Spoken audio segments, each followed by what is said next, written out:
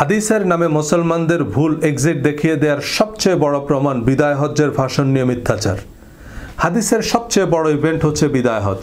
লক্ষাধিক সাহাবীর উপস্থিতিতে নবীজি সাল্লাল্লাহু আলাইহি সাল্লাম যে ভাষণ দিয়েছেন তা নিয়ে তো মিথ্যাচার সম্ভব নয়, তাই নয়? আসসালামু আলাইকুম, আশা করি সবাই সুস্থ আছেন, নিরাপদে আছেন।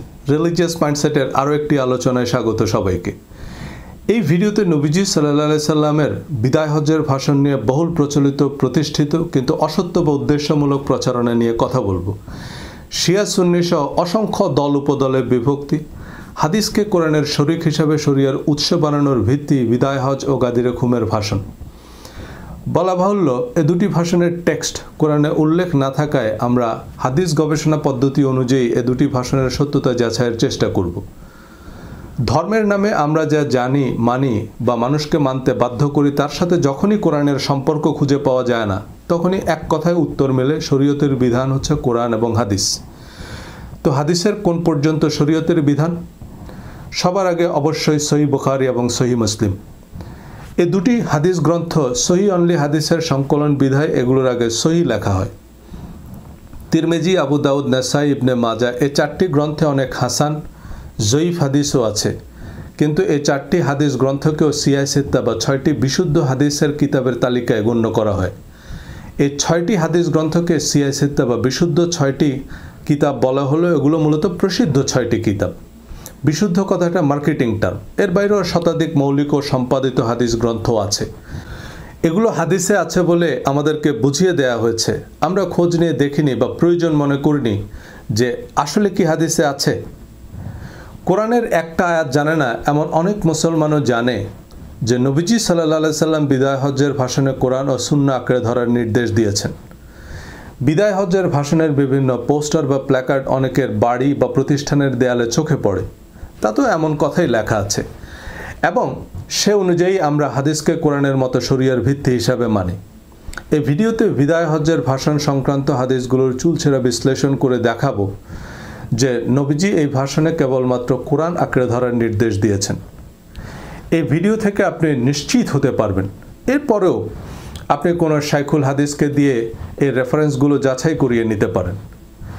ইসলাম ধর্মের মূল সংবিধান হচ্ছে কোরআন। নবীজি সাল্লাল্লাহু আলাইহি সাল্লাম এবং তার প্রধান সহচররা কোরআনের নির্বিচ্ছিন্ন অনুসারী ছিলেন। কিন্তু ইসলামের নামে আমরা যে ধর্মচর্চা করছি তার সাথে কোরআনের খুব একটা সম্পর্ক নেই। যারা বিভিন্ন পোশাকি রীতিরেওয়াজকে ধর্ম হিসাবে জেনে বা মেনে আসছেন, তারা কোরআন কেন্দ্রিক ধর্মচর্চাকে ইসলাম বলে মানতে নারাজ, যে শুধু কোরআন অনুসরণ করলে নাকি ইসলামের আর কিছুই থাকে না। সুতরাং এটা মুসলমানদের ঈমান নষ্ট করার জন্য ইহুদি খ্রিস্টানদের একটা চক্রান্ত। কাবার ইমাম থেকে ইরানের সর্বোচ্চ ধর্মীয় নেতা পর্যন্ত পৃথিবীর সকল আলেম স্কলারকে এমন দালাল উপাধি পেতে হয়েছে। সহিহ হাদিস অস্বীকার করলে যদি কুফরি হয়, তবে হাদিস সংগ্রহ সংকলনকারী ইমাম ও শাইখুল হাদিসের তালিকায় পড়বেন, কারণ সবাই কিছু কিছু হাদিস অস্বীকার করছেন। হাদিস ও ফিকহ অনুসরণের কারণ অকারণ নিয়ে এই সিরিজে কথা বলবো, যা হয়তো আপনি প্রথমবার শুনবেন। যারা ধর্মের অপব্যাখ্যা, অপপ্রয়োগে বিরক্ত, ধর্মকে মানবিক মূল্যবোধ ও প্রগতির প্রতিবন্ধকতা ভেবেছেন, ধর্মনিরপেক্ষতায় সমাধান খুঁজছেন, তারা কোরআনের সরল সৌন্দর্য, চিরন্তন নীতিমালা এবং যৌক্তিক নির্দেশনায় অভিভূত হয়েছেন। এমনকি কয়েকজন বিখ্যাত নাস্তিক আমাকে বলেছেন যে কোরআনের যে বিধিনিষেধ আপনি কোনো রকম সংমিশ্রণ ছাড়া তুলে ধরছেন, তাতে ইসলামের সমালোচনা করার সুযোগ নেই। কিন্তু বিভিন্ন হাদিস, তাফসির ও ফিকহ মিশিয়ে ধর্মের যে পরিচিত রূপ আমরা দেখছি, তার সাথে আমাদের দ্বিমত করতেই হচ্ছে। কোরআন চিরন্তন, কিন্তু হাদিস, তাফসির এবং ফিকহ চিরন্তন নয়। হাদিস, তাফসির, ফিকহ সব কিছুরই কিছু প্রয়োজনীয়তা ও যৌক্তিক ভিত্তি আছে, কিন্তু সমস্যা হচ্ছে প্রটোকল বা প্রায়োরিটি না বোঝা। আমি হাদিস, তাফসির, ইসলামের ইতিহাস, সাহিত্য সব পড়ি এবং পড়তে উৎসাহ দিই, কিন্তু ইসলামের চিরন্তন বিধান একমাত্র কোরআন। নবীজি সাল্লাল্লাহু আলাইহি সাল্লাম এবং প্রধান সাহাবীদের জীবনাচরণের কোনো প্রতিষ্ঠিত নথি যদি পাওয়া যায়, তার অনুসরণ অবশ্যই উত্তম, যদি তা কোরআনের মূলনীতির সাথে সামঞ্জস্যপূর্ণ হয়।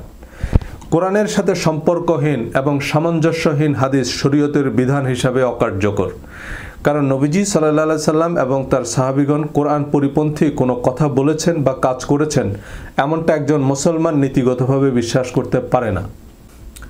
একটা দেশের কোনো আইন সে দেশের সংবিধান পরিপন্থী হতে পারে না, তেমনি ইসলামের কোনো আইন কোরআন পরিপন্থী হতে পারে না। হাদিসের নামে মুসলমানদের ভুল এক্সিট দেখিয়ে দেওয়ার সবচেয়ে বড় প্রমাণ বিদায় হজ্জের ভাষণ নিয়ে মিথ্যাচার। হাদিসের সবচেয়ে বড় ইভেন্ট হচ্ছে বিদায় হজ। লক্ষাধিক সাহাবীর উপস্থিতিতে নবীজি সাল্লাল্লাহু আলাইহি সাল্লাম যে ভাষণ দিয়েছেন তা নিয়ে তো মিথ্যাচার সম্ভব নয়, তাই নয়? আমরা সবাই জানি বিদায় হজ্জের ভাষণে নবীজি সাল্লাল্লাহু আলাইহি সাল্লাম বলেছেন, আমি তোমাদের জন্য দুটি জিনিস রেখে যাচ্ছি, এই দুটি জিনিস আঁকড়ে ধরলে তোমরা পথভ্রষ্ট হবে না। একটি হচ্ছে আল্লাহর কিতাব আর একটি আমার সুন্নাহ বা হাদিস। ধর্মপ্রাণ মুসলমান এবং মাদ্রাসা ছাত্ররা এ হাদিস জাতীয় সঙ্গীতের চেয়েও বেশিবার শুনেছেন। বিদায় হজ্জের ভাষণের এমন অনেক বাহারি পোস্টার বা প্ল্যাকার্ড বাজারে বিক্রি হয়, তা কারা ছাপায় কারা বিক্রি করে আমরা জানি না। দুটি জিনিস রেখে যাচ্ছি, একটি হচ্ছে আল্লাহর কিতাব আর একটি আমার সুন্নাহ।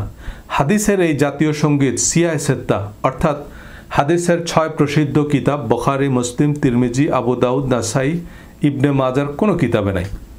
এমনকি মুসনাদ আহমদ, বাইহাকি, সহিহ ইবনে হিব্বান, দারমি শরীফের মতো হাদিস গ্রন্থও নাই। এই বিখ্যাত হাদিস গ্রন্থগুলো বিবিসি, সিএনএন, আল জাজিরা, প্রথম আলোর মতো প্রসিদ্ধ বা নির্ভরযোগ্য। এদের সব সংবাদ সত্য না হলেও এরা কোনো সংবাদ প্রচার করলে মানুষ সেটাকে গুরুত্বের সাথে নেয়। এর বাইরে আরও অন্তত শতাধিক হাদিস গ্রন্থ আছে যেগুলো বিভিন্ন দল মতের মুখপাত্র বিধায় এগুলো সার্বজনীন গ্রহণযোগ্যতা পায়নি। অনেকটা দৈনিক সংগ্রাম, বাংলার বাণী, দিনকাল বা একেবারে ভুইপোড়, যেমন দৈনিক যুগের বাণী বা সাপ্তাহিক আশার আলো, এসব খবর কেউ সিরিয়াসলি নেয় না। আর এমন অখ্যাত বা দলীয় প্রচারপত্রে প্রকাশিত খবর যদি মূলধারার সংবাদ মাধ্যমে না থাকে তা গুজব বলেই ধরা হয়। এমনই মুস্তাদরাকে হাকিম নামক তুলনামূলক অখ্যাত হাদিস গ্রন্থে অখ্যাত সূত্রে এ হাদিস থাকলেও তাতে বিদায় হজ্জের ভাষণের আর কোনো আলোচনা নেই। এত গুরুত্বপূর্ণ ভাষণের মাত্র এই 2 লাইনই বর্ণনাকারীর মনে আছে, এটা কিভাবে সম্ভব? মালিকি মাযহাবের মুখপাত্র মুয়াত্তা মালিক হাদিস গ্রন্থে এই 2 লাইনের হাদিস মুরসাল সূত্রে বর্ণিত। মুরসাল শব্দের অর্থ পরিত্যাজ্য। মুরসাল হাদিস হচ্ছে যে বর্ণনাকারী হাদিস বর্ণনা করেছে বিদায় হজ্জের সময় তার জন্মও হয়নি, তাহলে সে নিশ্চয়ই কারো কাছ থেকে শুনেছে, কিন্তু কার কাছ থেকে শুনেছে তার নাম পরিচয় সে বলতে পারেনি। মেশকাত শরীফে মুস্তাদরাকে হাকিমের হাদিসটিই উল্লেখ আছে। মেশকাত শরীফ, রিয়াদুস সালেহিন মূলত বিভিন্ন হাদিস গ্রন্থ থেকে বিষয়ভিত্তিক বাছাইকৃত হাদিসের সংগ্রহ। এই হাদিস গ্রন্থগুলো বিভিন্ন টেলিভিশনের আজকের পত্রিকা অনুষ্ঠানের মতো, যেখানে প্রধান প্রধান সংবাদপত্রের প্রধান খবরগুলো পড়ে শোনানো হয়। পত্রিকাগুলো যা লিখেছে তাই পড়ে শোনাবে। একইভাবে মেশকাত শরীফ টাইপের হাদিস গ্রন্থগুলোতে বিভিন্ন হাদিস গ্রন্থের কিছু হাদিস রেফারেন্স সহ হুবহু ছাপায়। এরকম হাদিস গ্রন্থ আছে কয়েক হাজার। এখন এর বিপরীতে আসল কথা শুনে, এই বিদায় হজ্জের ভাষণ প্রসঙ্গে সর্বমোট 2টি হাদিস আছে সিয়াহ সিত্তা সহ বিখ্যাত হাদিসের কিতাবে। একটি সহিহ মুসলিম, ইসলামিক ফাউন্ডেশন, হজ অধ্যায়, হাদিস নম্বর 2821। দ্বিতীয়টি সুনান আবু দাউদ, ইসলামিক ফাউন্ডেশন, হজ অধ্যায়, হাদিস নম্বর 1903। দুটি হাদিসই অনেক লম্বা, কয়েক পৃষ্ঠা। নবীজি সাল্লাল্লাহু আলাইহি সাল্লামের বিদায় হজ্জের সম্পূর্ণ সফরের বিস্তারিত বর্ণনা আছে, তবে সংশ্লিষ্ট অংশটুকু পড়ে শোনাচ্ছি। সহিহ মুসলিমের বর্ণনা, আমি তোমাদের মাঝে এমন এক জিনিস রেখে যাচ্ছি যা দৃঢ়ভাবে আঁকড়ে ধরে থাকলে তোমরা পথভ্রষ্ট হবে না, তা হচ্ছে আল্লাহর কিতাব। আবু দাউদের বর্ণনা, আমি তোমাদের মধ্যে একটি বিশেষ বস্তু রেখে যাচ্ছি, আমার পর যদি তোমরা তা মজবুতভাবে ধারণ করো তবে তোমরা কখনো গোমরা হবে না, আর তা হলো আল্লাহর কিতাব। দুটি বর্ণনা মতেই এরপরে নবীজি সাল্লাল্লাহু আলাইহি সাল্লাম সম্ভবত সাহাবীদের উদ্দেশ্যে বলেছেন, তোমাদেরকে কিয়ামতের দিন আমার সম্পর্কে জিজ্ঞেস করা হবে, তখন তোমরা আমার সম্পর্কে কি বলবে? সাহাবীগণ বললেন, আমরা সাক্ষ্য দিব যে আপনি আপনার দায়িত্ব সঠিকভাবে পালন করেছেন, আপনার হক আদায় করেছেন, উম্মতকে নসিহত করেছেন। অতঃপর তিনি শাহাদাত আঙ্গুলি আকাশের দিকে উত্তোলন করলেন এবং লোকদের প্রতি ইশারা করলেন, হে আল্লাহ তুমি সাক্ষী থাকো, হে আল্লাহ তুমি সাক্ষী থাকো, হে আল্লাহ তুমি সাক্ষী থাকো। অর্থাৎ হাদিস মোতাবেক বিদায় হজ্জের ভাষণে নবীজি একটি জিনিস আঁকড়ে ধরতে বলেছেন, আর তা হচ্ছে আল্লাহর কিতাব। কিন্তু একটির জায়গায় দুটি জিনিস এবং কোরআনের সাথে আমার সুন্নাহ বা হাদিস যোগ করেছে কিছু অখ্যাত অসমর্থিত সূত্র। মূলধারার হাদিস গ্রন্থ অনুযায়ী নবীজি সাল্লাল্লাহু আলাইহি সাল্লাম স্বয়ং একটি জিনিস আঁকড়ে ধরতে বলেছেন, আর তা হচ্ছে আল্লাহর কিতাব। এই কথাটাই সকলের কাছে পৌঁছে দিতে নবীজি সাল্লাল্লাহু আলাইহি সাল্লাম উপস্থিত সাহাবীদের আদেশ করেছেন, কিন্তু আমাদের কাছে এই কথাটি পৌঁছায়নি। কেন পৌঁছায়নি? ইতিহাস ভূগোলের আলোচনায় গেলাম না। ইসলামিক ফাউন্ডেশন থেকে অনুদিত প্রকাশিত সহিহ মুসলিম ও আবু দাউদে এ হাদিস স্পষ্ট অক্ষরে ছাপানো, তা আমাদের শাইখুল হাদিসদের চোখে পড়েনি? পড়েছে নিশ্চয়ই, কারণ এই হাদিস অনুযায়ী আমরা হজের আনুষ্ঠানিকতা সম্পন্ন করি। এতে নবীজি সাল্লাল্লাহু আলাইহি সাল্লামের হজের সফরের বিস্তারিত বিবরণ আছে, কিন্তু তারা এই হাদিস আমাদের কাছে বলেনি। কেন? বললে চাকরি থাকবে না? উল্টা তারা আমাদের কোরআন ও সুন্নাহ অনুসরণের নির্দেশ সংবলিত যে বর্ণনা শোনাচ্ছেন তা সিয়াসেত্তার কোনো কিতাবে নেই। আমার কথা আপনাকে বিশ্বাস করতে হবে না। আপনি কোনো শাইখুল হাদিসকে প্রশ্ন করেন যে নবীজি সাল্লাল্লাহু আলাইহি সাল্লাম বিদায় হজ্জের ভাষণে কোরআন ও তার সুন্নাহ আঁকড়ে ধরার যে নির্দেশ দিয়েছেন তা সিয়াসেত্তার কোন কিতাবে আছে? আর সিয়াসেত্তায় বিদায় হজ্জের ভাষণের যে বিবরণ আছে তাতে কি আঁকড়ে ধরতে বলা হয়েছে? আমি ফেসবুকে ফ্যাক্ট চেক করার জন্য পোস্ট দিয়েছি, তাতে পরিচয় প্রকাশে অনিচ্ছুক কয়েকজন বিখ্যাত আলেমও বেশ বিস্ময় প্রকাশ করেছেন যে বলেন কি। অনেক খোঁজাখুঁজি করে যখন পছন্দসই হাদিস পাওয়া যায়নি, অনেকেই আস্তেই চেপে গেলেন ব্যাপারটা। তাহলে আমরা হাদিস মানছি কই? মুসলিম ও তিরমিজি শরীফে দুটি জিনিস রেখে যাচ্ছি এমন বর্ণনা আছে, তবে তা বিদায় হজ্জের ভাষণ নয়, গাদিরে খুমের ভাষণের অংশ। নবীজি সাল্লাল্লাহু আলাইহি সাল্লাম বিদায় হজ থেকে ফেরার পথে মক্কা ও মদিনার মাঝামাঝি গাদিরে খুম নামক স্থানে যাত্রা বিরতি করেন এবং সেখানে একটি বিশেষ গুরুত্বপূর্ণ ভাষণ দেন, যা শিয়া ও পাক পাঞ্জাতনপন্থীরা ঈদুল গাদির নামে প্রতি বছর উদযাপন করে। যদিও আমরা সুন্নিরা গাদিরে খুম সম্পর্কে খুব একটা জানি না। গাদিরে খুমে যে দুটি জিনিস আঁকড়ে ধরতে বলেছেন বলে মুসলিম তিরমিজি শরীফে বর্ণিত আছে, এই দুটি জিনিসের একটি কোরআন, আরেকটি আহলে বাইত, নবী পরিবার। তিরমিজি শরীফের আরেকটি হাদিসে আহলে বাইত বলতে কেবল হজরত আলী, ফাতেমা, হাসান, হুসাইন রাদিয়াল্লাহু তাআলা আনহুম আজমাইন এই চারজনকে বলা হয়েছে, যা শিয়া ও তরিকতপন্থী আহলে সুন্নাহর একাংশের জাতীয় সঙ্গীত। কিন্তু নবী পরিবার হিসেবে কেবল এই চারজনকে নির্বাচন করা কোরআনের বক্তব্যের বিপরীত। সূরা আহজাবে আহলে বাইত বলতে প্রধানত নবীজির স্ত্রীদের উদ্দেশ্য করা হয়েছে। তাদেরকে উম্মুল মুমিনিন বা মুমিনদের মা বলা হয়েছে। এমনকি পবিত্রতা ও মর্যাদা বিবেচনায় নবী পত্নীদের সাথে পরবর্তীতে মুমিনদের বিবাহকে হারাম করা হয়েছে। এছাড়া নবীজির জামাতা হজরত ওসমান, শ্বশুর হিসাবে হজরত ওমর, আবু বকর রাদিয়াল্লাহু তাআলা আনহুম আজমাইন এরাও নবী পরিবারভুক্ত। এই গাদিরে খুমের হাদিসগুলো নিয়েই মূলত শিয়া সুন্নি বিভক্তি। শিয়া পাক পাঞ্জাতন বিশ্বাস অনুযায়ী নবীজি সাল্লাল্লাহু আলাইহি সাল্লাম এই গাদিরে খুমে হজরত আলী রাদিয়াল্লাহু তাআলা আনহুকে পরবর্তী মুসলিম বিশ্বের মাওলা, অলি, অভিভাবক বা খলিফা হিসাবে ঘোষণা করেন। এই ইমাম বা অলি আল্লাহর পক্ষ থেকে নির্বাচিত বিশেষ দূত।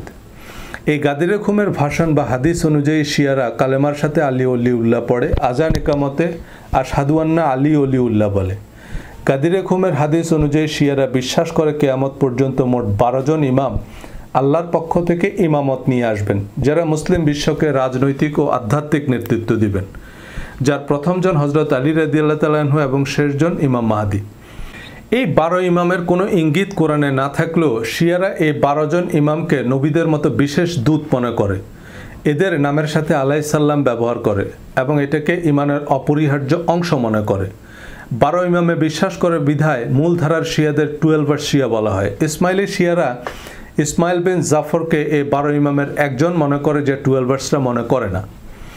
মূলধারার সুন্নিরা ইমাম তত্ত্বে বিশ্বাস না করলেও বিচ্ছিন্নভাবে ইমাম মেহেদির ধারণায় বিশ্বাস করে।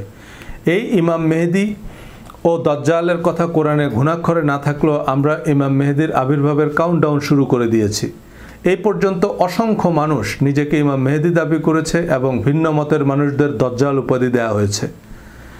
আমাদের দেশে শিয়ারা নিজেদের পরিচয় গোপন রেখে ইসলাম প্রচার করে এবং আমাদের অজান্তেই আমরা অনেক শিয়া বিশ্বাস গ্রহণ করেছি। আমাদের শাসক নবাবদের অনেকেই ছিল শিয়া। আমাদের দেশে অনেক মানুষের নামের সাথেই আলী, হাসান, হোসাইন আছে, যেগুলো মূলত শিয়া নাম।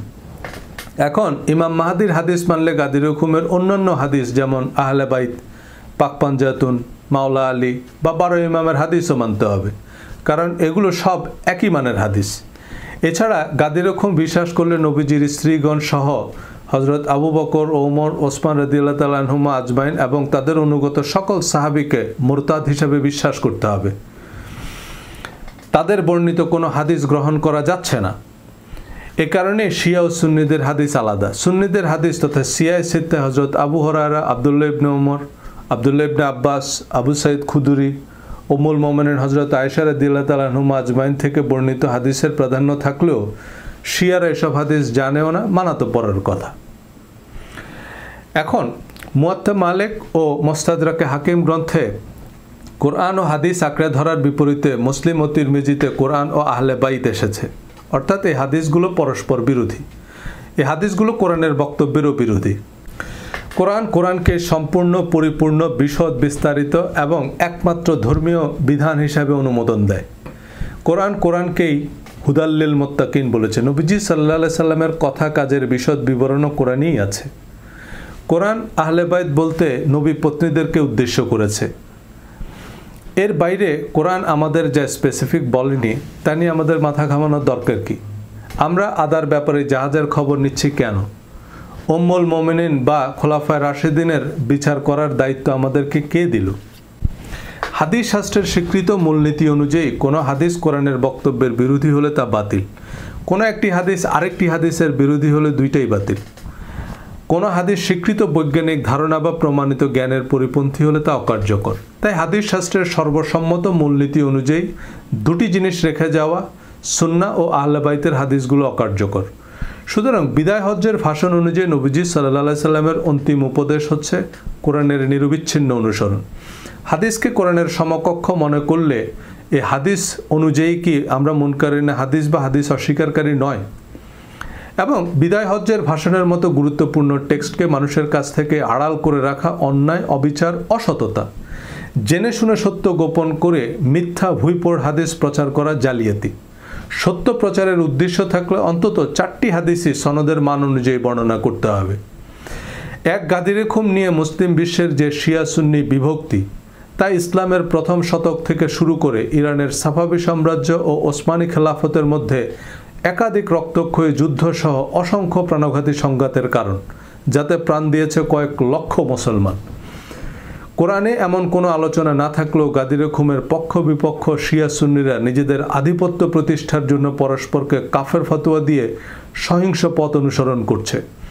কোরআনের বহু স্পষ্টতর নির্দেশকে পদদলিত করছে। কোরআনের বৃত্তের বাইরে প্রথম কদমে মুসলিম বিশ্ব শিয়া সুন্নি 2 ভাগে বিভক্ত হয়। এই বিভক্তি বাড়তে বাড়তে মুসলমানরা অসংখ্য দল উপদলে ভাগ হয়ে পড়ে।